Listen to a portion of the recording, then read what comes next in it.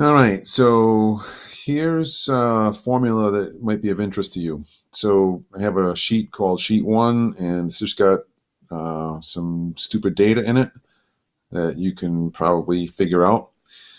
And I want to jump to Sheet 2 and just go over that for a minute because that's kind of got a cool formula in it. First, in cell A1, I just bring over the value Sheet 1 A1, and same thing for Sheet 1B1 and Sheet 1C1.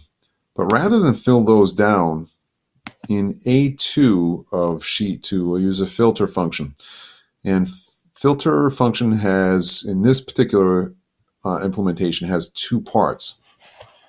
The first part of this is the part that you want to filter. Okay? And I want to filter all of Sheet 1, A2 through C.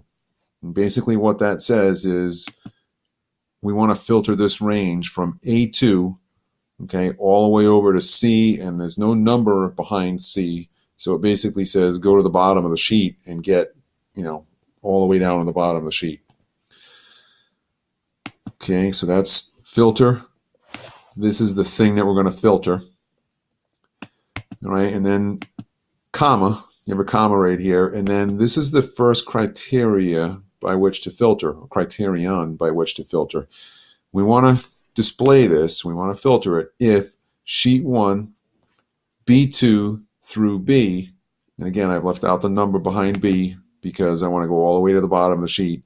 So filter Sheet 1, A2 to C if Sheet 1, B2 through B is greater than 7. So what that's going to do is come into this from B2 all the way to B, all the way at the bottom, and it's going to say, okay, is the value here greater than 7? So you've got 1, 2, 3 instances that are greater than 7. So on Sheet 2, you're filtering for that condition. And so you can see all of those where the value was greater than 7.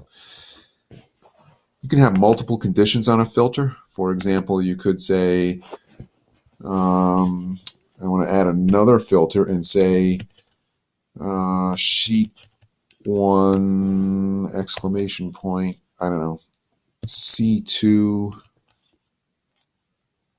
I don't know, is C2 through C is less than 100. So basically, I'm looking into this. I want to filter this whole range here. If these values are greater than 7 and if these values are less than 100. Okay, so, or I forget what I said on that.